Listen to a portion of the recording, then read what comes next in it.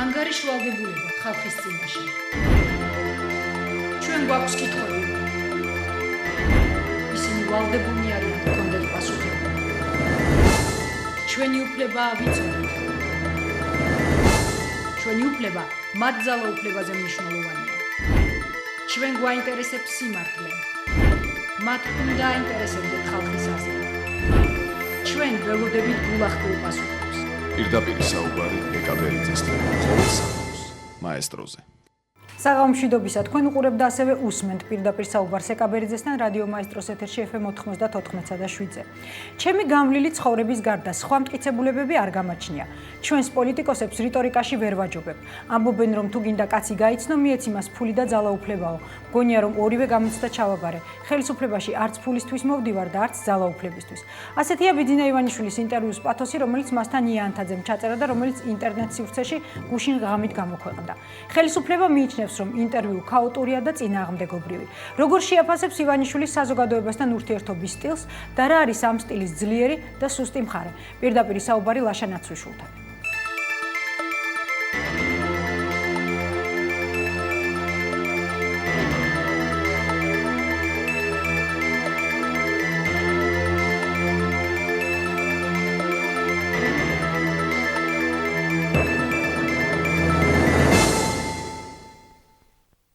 თქვენ უყურებთ და ასევე უსმენთ პირდაპირ საუბარს რადიო მაესტროს ეთერით. ლაშა ნაცვიშვილია ჩვენი სტუმარი. ბატონო ლაშა, მოგესალმებით. მოგესალმებით. თუ არ ვწდები, ეს არის პირველი ეთერი მას შემდეგ, რაც ბოლო ეთერიც ჰქონდათ ჩვენთან, როდესაც დატოვეთ ალიანსი. კი, ეს იყო დაახლოებით ივნისის დასაწყისი გასული წლის, როდესაც მე დავტოვე რესპუბლიკური პარტია. დიახ. მოდით ვისაუბროთ ჯერ პირველ რიგში იმ ინტერვიუზე, რომელიც უხელ დაიდო ინტერნეტ სივრცეში და რომლის რესპონდენტიც არის ბიძინა ივანიშვილი, ახლად ფეხადმული პოლიტიკოსი. ნაციონალებმა ეს ინტერვიუ, კონკრეტულად გოკა გაბაშვილის შეფასება იყო, შეაფასეს როგორც ქაოტური და ძალიან ბევრი ურთიერთსაწინააღმდეგო მოსაზრების შემცველი. მე მაინტერესებს თქვენი შეფასება. მე შევაფასო გაბაშვილის შეფასება არა, თქვენ შეაფასეთ ინტერვიუ. გაბაშვილის შეფასების შეფასება შემიძლია, ვთქვათ, ქაოტური და წინააღმდეგობრივი არის თავად სიცოცხლე. ანუ ირიბად ისინი აღიარებენ, რომ ეს იყო ცოცხალი ინტერვიუ, იმიტომ რომ სტაბილური, პროგნოზირებადი და წინააღმდეგობისგან დაცლილი არის მხოლოდ მიცვალებული რომელზეც. ამიტომ მე ვეთანხმები, რომ ეს იყო ცოცხალი კაცის ცოცხალი სიტყვა. დაცლილი, გარკვეული, გადაზღვეული პოლიტკორექტული რევერანსებისგან ეს მისი სტილია. ეს არის მისი სიძლიერეს და შესაძლოა ვინმესთვის ეს ჩანდეს როგორც მისი სუსტ მხარეს და მე ალბათ ბევრი შეფასება იქნება, მაგრამ მე აქ დავინახე რეფლექსია, თვითირონია, დავინახე ადამიანი, რომელიც ცოცხალ სიტყვას ამბობს, რაც ესოდენ იშვიათია ჩვენ საჯარო სივრცეში. პოლიტიკოსი დაინახეთ? გასაკვირველი. და როგორი პოლიტიკოსი? ბიძინა ივანიშვილის პოლიტიკაში შემოსვლა იმდენად ორგანულად შეერწყა ჩვენი ქართული პოლიტიკური ცხოვრების დღის წესრიგს, რომ ამის შეფასებისთვის აუცილებელია 2 სიტყვით მიმოვიხილოთ, როგორ მოვედით ჩვენ 7 ოქტომბრამდე. მე მიმაჩნია, რომ 7 ოქტომბერს ქართულ პოლიტიკურ ლანდშაფტზე მოხდა ტექტონური ძვრა, რომელსაც თვისობრივად შეცვალა პოლიტიკური რელიეფი, შეცვალა ლანდშაფტი და შეცვალა ლანდშაფტი. მე გაგახსენებთ, რომ აი ბოლო ინტერვიუს მე, რომელიც მე თქვენ მოგეცით, თავარი, ასე ვთქვათ, დღის წესრიგი აჯენდა ქართული პოლიტიკური ცხოვრების იყო საარჩევნო გარემო და მისი ტრანსფორმირების, გაკეთილშობილებისკენ გადადგმული, ან გადასადგამი ნაბიჯები. ამისთვის შეიქმნა რვიანი, რომელიც ჩამოექვსიანდა და მერე განულდა. ამის არჯერო და რომ ტრანსფორმირებას ექვემდებარებოდა ამ ხელისუფლების ხელში და იყო რადიკალური ნიშა ოპოზიციის, ეს იყო ქალბატონი ბურჯანაძე და სახალხო კრება, იყო ქართული პარტია, რომელიც ცდილობდნენ, ვთქვათ, რევოლუციური გზით შეეცვალათ ვითარება და ვითარება როგორ იყო ჩვენ მნიშვნელოვანია რის გაუმჯობესებას ვცდილობდით ჩვენ მივიღეთ ვითარება სასტარტო პირობები მიხეილ სააკაშვილისა და ნაციონალური მოძრაობისათვის, როდესაც მას ჰქონდათ აბსოლუტური დომინაცია, ეს იყო აბსოლუტურად მონოპოლიური გარემო. დაახლოებით რომ შევადაროთ ალბათ შანსები 90-10-ზე რესურსებით, ადმინისტრაციული ძალოვანი, ფულადი, მედია პრაქტიკულად ეს იყო ადვილად პროგნოზირებადი გარემო, აბსოლუტური გამარჯვებისთვის ერთი პოლიტიკური ძალის, ეს იყო სრული დისბალანსი და მეორე მხარეს ჩვენ ქონდა საზოგადოება, რომელიც დაღლილი იყო წარუმატებლობით, დაღლილი იყო, ასე ვთქვათ, ყალბი იმედების მიცემით, რევოლუციური რიტორიკით, მე ამის განუხორციელებლობით იყო პოლიტიკური კლასი, რომელიც ასევე დაღდასმული იყო მთელი სერიით წარუმატებლობის და აი ესე მოვედით ჩვენ 7 ოქტომბრამდე და 7 ოქტომბერს ბიძინა ივანიშვილის საწავიდა ეს ყველაფერი 7 აი მაგას გეტყვით 7 ოქტომბერს ბიძინა ივანიშვილის შემოსვლა ქართულ პოლიტიკურ სივრცეში აღმოჩნდა მოვლენა რომელმაც სულად კარგად ჟღერს ვიავაჩნამ პარატკან თვით გამოცხადებით ხო წინასწარი დათქმის გარეშე ინგლისური ანალოგი შევიდა მან ერთი თავისი ნაბიჯით გააწონა სწორა და ბალანსი აღადგინა ქართულ პოლიტიკურ სივრცეში სხვათა შორის ნებისმიერი ბუნებისმეტყველი დაგვეთანხმებათ რომ დისბალანსი დისპროპორცია არის ანომალია ხოლო ბალანსი არის ნორმა ნორმაში დაბრუნდა საქართველო რასაც გილოცავთ პირველ რიგში თქვენს და ქართულ საზოგადოებას 7 ოქტომბრამდელი საქართველო არის სხვა საქართველო, სხვა ქართული, სხვა თამაშის წესები, სხვა პოლიტიკური მოედანი, სხვა მოლოდინები და სხვა პროგნოზები. 7 ოქტომბრის შემდეგ ეს აბსოლუტურად შეიცვალა. მაგრამ ცალსახად დადებითია ბატონო შეესრულება. აბსოლუტურად ნორმა ანომალიას ჯობია ყოველთვის და ყველა შემთხვევაში. მე მით უმეტეს რომ ბიძინა ივანიშვილის შემოსვლა ქართულ პოლიტიკაში იმ კაპიტალით, არამატერიალური და მატერიალური კაპიტალით, რომლითაც ის დატვირთული, დამძიმებული ან ხელდამშვენებული, როგორც გინდათ ისე ვთქვათ, შემოვიდა ქართულ პოლიტიკაში, თვითონ შემოსვლის ფაქტი აღმოჩნდა ძალიან სერიოზული ინდიკაციის მატარებელი.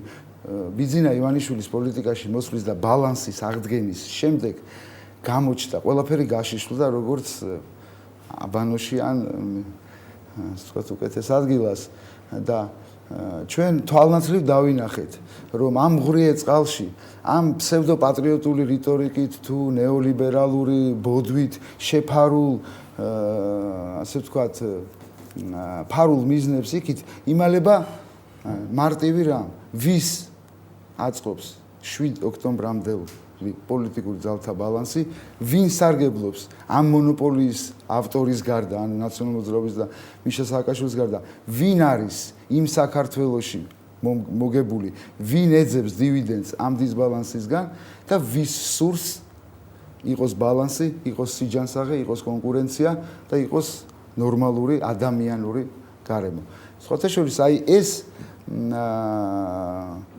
ბიძინა ივანიშვილის შემთხვევაში ეს იყო გარკვეული სანიტრის როლით შეასრულა ჩემი აზრით ქართულ პოლიტიკურ სივრცეში, როდესაც პოლიტიკური პარაზიტები, რომლებიც იკვებებოდნენ, რომლებსაც ჩვენ გვქონდა ეჭვი, რომელზეც ჩვენ კულუარულად საუბრობდით ერთმანეთს, უზიარებთ, მაგრამ საჯაროდ და ხმამაღლა ამაზე ძალიან იშვიათად საუბრობდნენ სერიოზული პოლიტიკური ძალები და რიგ შემთხვევაში უწევდათ მათთან ერთად თანამშრომლობა სხვადასხვა ფორმატებში.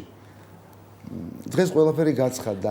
ძალიან რატომ არ შეეძლოთ აი იმ სერიოზულ პოლიტიკურ ძალებს, რომლებზეც თქვენ ახლა საუბრობთ, მათ შორის თუნდაც თქვენს ყოფილ თანაგუნდელებს დაესწროთ ივანიშვილისთვის და ყველაფერი იგივე ეთქვათ ხმამაღლა? ეს უნდა ვკითხოთ აუცილებლად იმ პოლიტიკურ ძალებს, რომლებიცაც აუცილებლად ალბათ მოიწევთ. ანუ რატომ მაინტერესებს იცით? მე ვფიქრობ, რომ ფორმატის შენარჩუნება ეს გარკვეული კონიუნქტურული ამბებია, ეს უფრო ღრმა პოლიტოლოგიურ სამზარეულოში წაგვანს, იმიტომ რომ აქ იყო არა, სხვა რამ მაინტერესებს. კი დააზუსტეთ და მე რასაც მეკითხებით, იცით რა არის საჯაროდ გაცხადებული სურვილი, დეკლარირებული სურვილი საარჩევნო გარემო შესვლისა ხელისუფლების მიერ გაცხადებული მხარდაჭერილი საერთაშორისო თანამეგობრობის მხრიდან ამ დროს და ფორმატი შემოსაზღვრული ასე ვთქვათ, ამ ცვლილებაში მართლა ჭეშმარიტად დაინტერესებულ ძალებსა და მათთან მიტმასნილ თუ შემოგზავნილ, დღეს უკვე ნებისმიერი ტერმინოლოგია, ასე ვთქვათ, ვალიდური შეიძლება იყოს. სწორედ ეს გარემო, რომ დეკლარაცია იყო, რომ მე მაქვს სურვილი შევცვალო გარემო, საერთაშორისო თანამეგობრობა ამას ხარჯს უწევს, არ აძლევდა ამის საშუალებას აი ამ სერიოზულ მოთამაშეებს ქოში წაღმა თუ უკუღმა ეყარათ და ასე ვთქვათ ეს პროცესი გაეშიშვლებინათ ისინი საკუთარი რეპუტაციის ხარჯზე ხშირ შემთხვევაში ძალიან დიდი აგრესიის მომკვის ხარჯზე ჩვენი ქართული საზოგადოებისა ინარჩუნებდნენ ამ ფორმატს საბოლოოდ მათ ეს ვერ შეინარჩუნეს და ეს 8-იანი ჩამოექვსიან და 6-იანი მერე განოლდა და ასე ვთქვათ სულზე მოუსწრო. რა არის ივანიშვილის მთავარი აქტივი მაშინ სწორედ აი ამის წინაპირობა იყო წინა კითხვა. რის ხარჯზეც მას აქვს უფლება რომ ილაპარაკოს თქვათ უფრო ღიად, უფრო გულახდილად ყოველ შემთხვევაში როგორც ეს მას მიაჩნია. ანუ მხოლოდ ფულია ეს აქტივი? ანუ რითი განსხვავდება ის ყველა სხვა დანარჩენი ოპოზიციური ლიდერისგან თუ თუნდაც ყოფილი ბიზნესმენისგან ასეთი მაგალითიც ქონდა ვთქვათ ბადრი პატრიოტის. რა არის მთავარი განსხვავებები? ჩემი აზრით სახელმწიფო პროპაგანდა და სახელმწიფო პოლიტიკური კლასი ცდილობს ბიძინა ივანიშვილის ჩამოლაბორანტებას მილიარდერამდე. ბიძინა ივანიშვილი როგორც წეგან აღვნიშნეთ როგორც ძირითადი ფაქტორი ამ საარჩევნო გარემოს განმსაზღვრელი თავად მისი განხილვა როგორც მხოლოდ რაღაც 9-ნულიანი კაპიტალის მქონე წარმატებული ბიზნესმენი ისევე პრიმიტიული განსაზღვრება იქნება როგორც დაუშვათ ანალოგია რო ავიღოთ სუნამო შანელი ნომერი 5 ნაციონალური მოძრაობაა ცხონოს ღმერთმა თუ ჩვენ დავიყვანთ ასე ვთქვათ პატარა შუშის ფლაკონში ჩასხმულ 20-40 მილიგრამის სითხე გაჯერებული ეთერზეთებით ეს არის შანელი ნომერი 5 რა თქმა უნდა ესეც არის მაგრამ უწინარეს ყოვლისა შანელი ნომერი 5 არის ლეგენდა კოკო შანელზე ეს არის პარიზი ეს არის ესთეტიკა ეს არის არ ვიცი წაბლის მოხალული წაბლით გაჯერებული პარიზი ეს არის გარმოშკა ეს არის ამბავი ეს არის ლეგენდა ეს არის ბიძინა ივანიშვილი თავისთავად იმდენად აღემატება დღეს მოცემულ პოლიტიკურ და სოციალურ გარემოში ჩვენ საზოგადოებრივ მდგომარეობაში რაც ახლა ვართ მისი შემოსვლა იმდენად განმსაზღვრელია იმდენად გამწონასწორებელი იმდენად იმედის მომწემია ქართული მაშინ ეს მაინტერესებს იმიტომ რომ მის მაგივრად არ ლაპარაკობს თავისი ნულებით ეს რაღაც უკანასკნელი ამბავია Forbes-ის და ძალიან დაინტერესებული პედანტი მის მაგივრად ლაპარაკობს სამება მის მაგივრად ლაპარაკობს ათასობით კულტურისა და სპორტის ამ ხელისუფლებისგან გარიყული მოღვაწე. მის მაგივრად ლაპარაკობს ხელნაწერების გადარჩენის ინსტიტუტი და 1000 რამ მის მაგივრად ლაპარაკობს მისი წარმატება. ბიძინა ივანიშვილი გაცილებით მეტია ვიდრე ფული. ბიძინა ივანიშვილი თავად არის. თუ შეიძლება ითქვას ვალუტა. კარგით, რაც შეეხება მის პოლიტიკურ არჩევანს. საგადამხდელო უნივერსალური სარეზერვო ვალუტა თუ ეკონომიკურ ენაზე ვილაპარაკებთ. რაც შეეხება მის პოლიტიკურ არჩევანს. თავიდანვე ფსონი დადო ორ პოლიტიკურ პარტიაზე. ეს არიან თავისუფალი დემოკრატები და ისევ თქვენი ყოფილი თანაპარტიერები, რესპუბლიკელები. მე მაინტერესებს თქვენი აზრით, რა იყო მათი შერჩევის კრიტერიუმი, ანუ მხოლოდ პროდასავლურობა თუ კიდევ სხვა, ვთქვათ, უფრო ადამიანურ ფაქტორებს ეყრდნობა, მაგრამ მოდით პირდაპირ საუბარი ამ თემაზე რეკლამის შემდეგ გავაგრძელოთ, რეკლამის დროა გადაცემაში.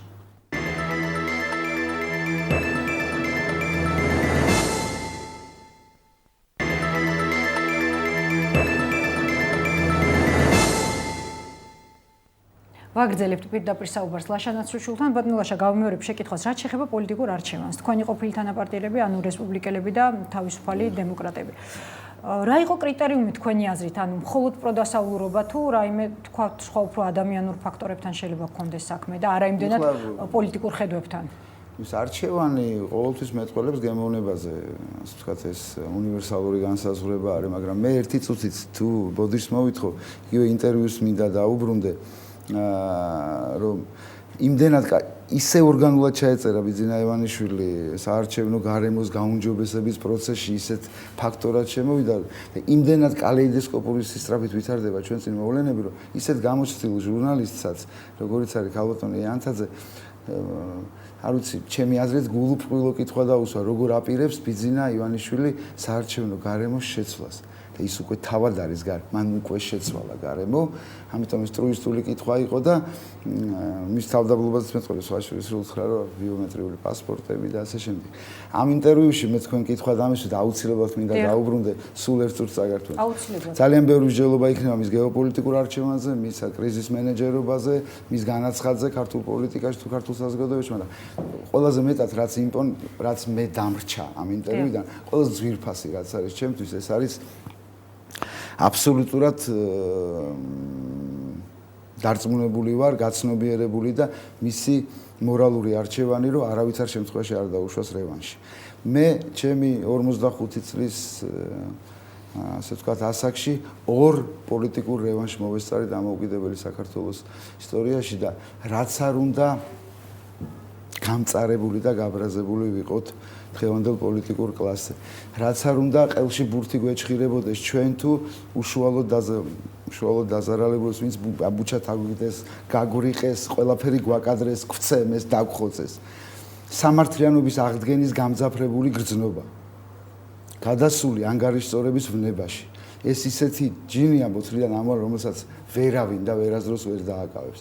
და მე ვხედავ პასუხისგებლობით აღსავსე კაცს, რომელიც ამბობს, რომ ჩვენ მიუტევოთ, ჩვენ ვაპატიოთ, ჩვენ დავამთავროთ ეს სერია, იმიტომ რომ ჩვენ ვერ დავიცავ ზღვარს ამ ვნებას რომ მივეცეთ. ჩვენ სადღაც გადავალ ზღვარს, სადღაც ვიღაცას მეც გაუკეთებთ ვიდრე ეკუთვნოდა, იმიტომ რომ ჩვენ შემოსაზღვრული ვართ, ბევრნი არიან ესენი, ძალიან და როდესაც ისევე როგორ ჩვენი შვილები წყლიანი თუ წრევლიანი თვალებით უყურებდნენ, როგორ უსინდისოდ ექცეოდნენ მათშობლებს, მათმა შვილებმა არ უნდა ნახონ ეს, რათა მე ეს აგრესია მან ბავშვობაში ჩაბუდებული მათ თვალებში ჩემ და თქვენ შვილს არ დახვდეს 20 წლის მერე. ჩვენ თაობაში უნდა დამთავრდეს ეს და ჩემთვის, როგორც მამისთვის, როგორც შვილისთვის, მეუღლისთვის, ძმისთვის, როგორც მოქალაქისთვის, ეს არის უკიდურესად მნიშვნელოვანი პოსტულატი, რომელიც ამ წუთას ერთ-ერთი ყველაზე განსაზღვრელი არის ბიძინა ივანიშვილის. ამ პრინციპის გამოც ხომ არ არის მისი პოლიტიკური არჩევანი, ამითაც ხომ არ არის განპირობებული. მე ვფიქრობ, რომ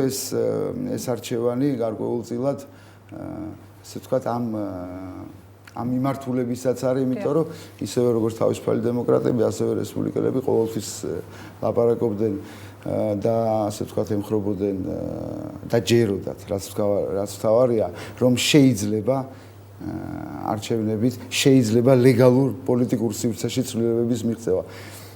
ხშირ შემთხვევაში ხანდახან მეც არ მჯეროდა ეს, რომ ეს შესაძლებელი იყო, მაგრამ აი ბატონო ბიძინამ აღნიშნა, რომ აი ეს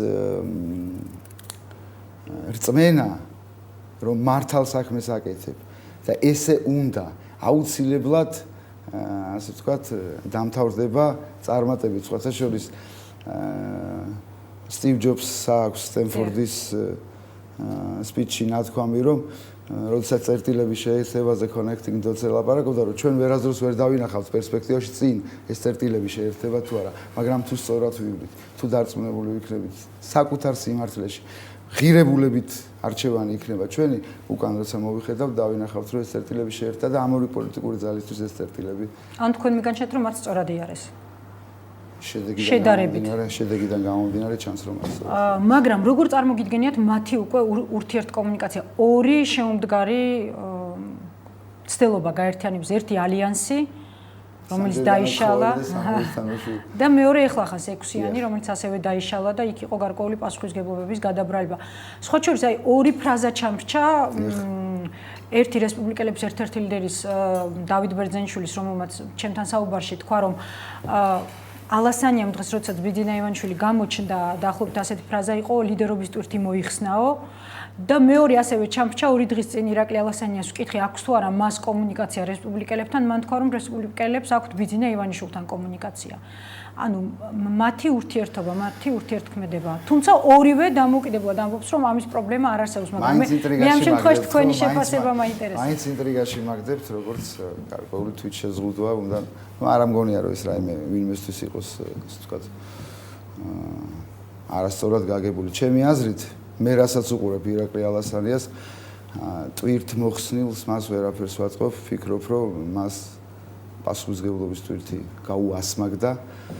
მაგრამ ის აღარ არის მარტო ხო ასე. მას ეს ეთყობა.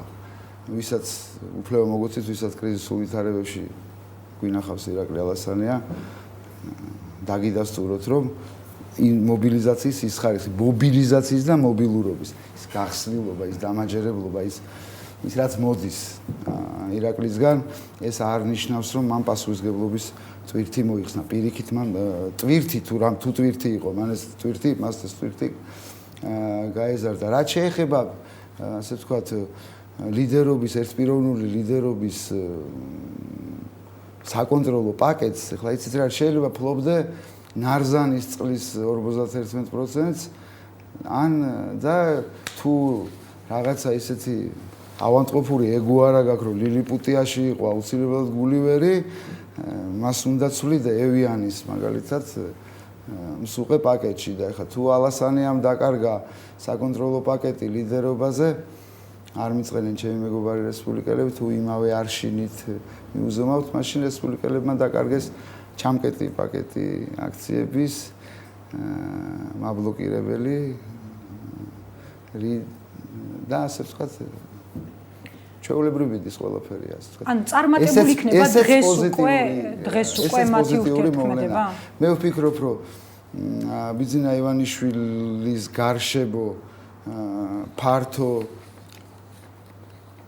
კოალიცია წარმატებული ლამაზი აყვავებული საქართველოსთვის ამ წინააღმდეგობას და მე აქ არ არის ღირებულებითი წინააღმდეგობა, აქ არ არის ასე ვთქვათ გეოპოლიტიკო, აქ მე ამ ვერაფერ გადაულახავს, ვერაფერს ვერ ხედავ, ვფიქრობ, რომ ეს მუშა პროცესში ასე ვთქვათ მოიზილება.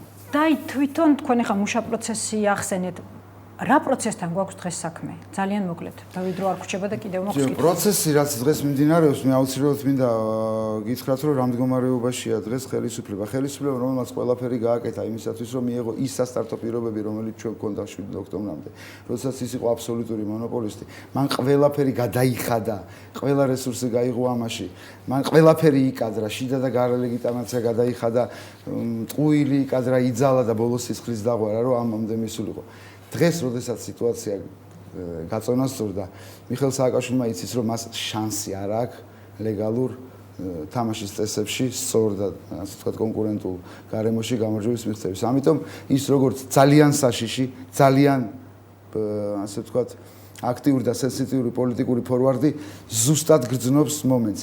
მან იცის, რომ პირველი მან უნდა მოახერხოს, რომ განაგდოს ქართული პოლიტიკური სივრციდან ბიძინა ივანიშვილი როგორც ფაქტორი ამის გამოწონასწორებელი და დაბრუნდეს მონოპოლიურ მდგომარეობაში, ხოლო თუ ეს ვერ მოახერხა, მეორე ამოცანა არის მისი და ამაში არის ყველაზე სახიფათო ეხლა, რომ იგი არ გავიდეს ლეგალურ მოედანზე, რომ ბრძოლა შედგეს ამ მოედნის გარეთ. მოედნამდე ალბათ გიყურებიათ სუსტი ბოქსიორი გონგის დაკვრამდე რო ცდილობს შეაფურთხოს ან შეაგინოს ძლიერ და საკუთარ ძალებში დარწმუნებულ მეტოქეს, რომ ჩაშალოს მათში მიხეილ სააკაშვილი ვეღარ განაგდებს ბიძინა ივანიშვილს ქართული პოლიტიკური სივრციდან, როგორი ასე ვთქვათ სამოქალაქო რეესტრის როგორი ასე ვთქვათ ფარატინა ქაღალდებით რა შეუშლის ხელს? ანუ რა გლობალური პროცესია ისეთი, რომელმაც შეიძლება ხელისუფლებას თავისი რესურსით ხელი შეუშალოს? ამასაც მინდა რომ ორი სიტყვა თქვა, ჩემი აზრით, მე მინდა ხა პირდაპირ მე არ მაქვს ისეთი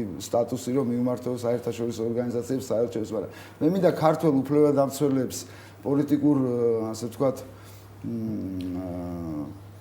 პოლიტიკურად აქტიურ ადამიანებს მივმართო, რომ იმას, რასაც დღეს ახორციელებს მიხეილ სააკაშვილი საქართველოს, ჩემი აზრით, ჩემი შეფასებით, ეს არის უფლებებში დაქვეითება სოციალური ქონებრივი ცენზის მიხედვით ადამიანთა ჯგუფში. ეს არის სეგრეგაცია.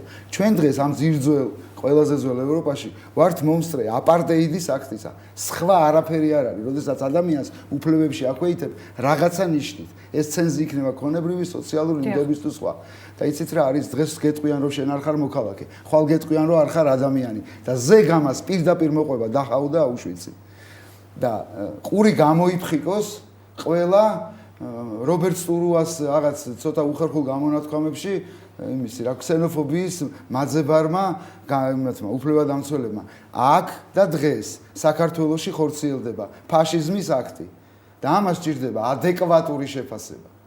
და მოდით გავანებოთ თავი ასეთ დიდ ტერმინებს როგორც არის აპარტეიდი და რა უთხრეს ბიძინა ივანიშვილს. მას შემდეგ რაც ჩვენ ამოვიღეთ მოქალაქეობის პირადობის დამადასტურებელ დოკუმენტებში ეროვნების განსაზღვრელი ჩანაწერი ანუ განვაცხადი გავაკეთეთ რომ ქართველი არის პოლიტიკური ნაცია ეთნიკური წარმომავლობის გარეშე საქართველოს მოქალაქე ნიშნავს ქართველს და რა უთხრეს ბიძინა ივანიშვილს. რა უთხრა საქართველოს ბიუჯეტით ანუ ჩვენი ფული დაქირავებულმა კლერკმა რომ ის აღარ არის ქართველი და ბიძინა ივანიშვილი არ არის ქართველი. ეს თქვეს დაბა ვინ არის ბიძინა ივანიშვილი? ამ ქვეყნის უკანონო შვილია?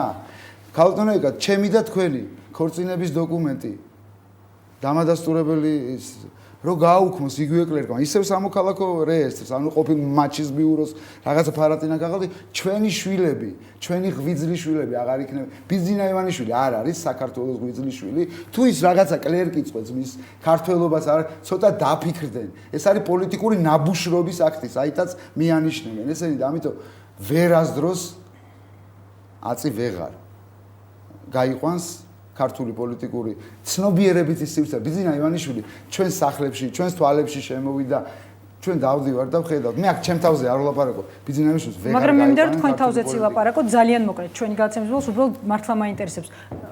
დიდი ხანი ანუ პოლიტიკასთან მიმართებაში თქვენზე აღარ საუბრობდნენ, თუმცა იქ ქართული პარტიის პოლიტიკაში შემოსვლის მომენტში თითქოს დაგაკავშირეს ამ პარტიასთან. ქონდათ რამე საერთო? მაშინ ქონდა სურვილი თქვენი ეთერში მოყვანის, მაგრამ ეს ვერ მოხერხდა.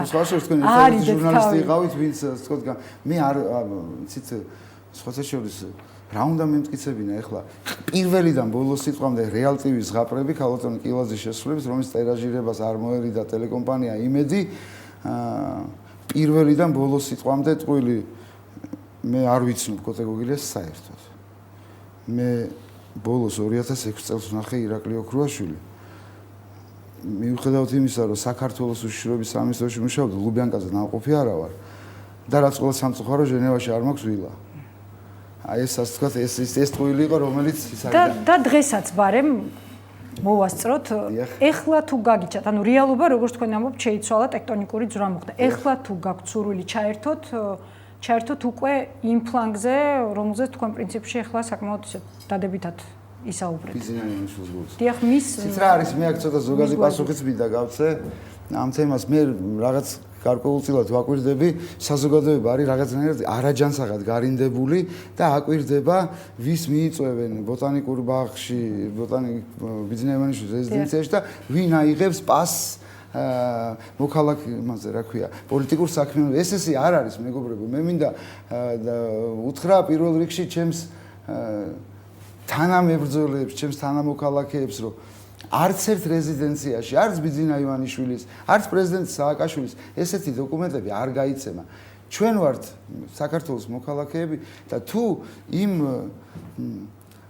დისბალანსის პირობებში უთანაბრობაში ვახერხებდით რაღაცა გვეკეთებინა ნუ მიაბავენ საკუთარი პოლიტიკურ ან მოქალაქეობრივ პოზიციას ამას რაც შემეხება მე ერთი ანეკდოტი მახსენდება მოშემრო თქვა სიტიბანკის წინ სეზონსირას რო ყიდა მე თანამშრომლობ სიტიბანკთან როგორ თანამშრომლობ და სიტიბანკი არ ყიდის სეზონსირას და მე არ გავცემ კრედიტებს მე ვთვლი რომ სამოქალაქო პოზიციის გამოსახატად შენი ქართველობისთვის შენი მამობისთვის შენი შვილობისთვის აბსოლუტურად არ არის აუცილებელი რაღაც პარტიული იერარქიაში მოქცევა და რა ვიცი ხა თვით დასაქმებული საზოგადოებრივი აქტივისტის ან ინდმეწარმის სტატუსში მე მგონი ამის აკრძალვა ჯერჯერობით არავის არ მადლობა ლაშა ნაცვლიშვილი იყო ჩვენი სტუმარი დღეს ამიდგე მშვიდობებით ორ შაბათამდე მშვიდობიან შაბათს და კვირას გისურვებთ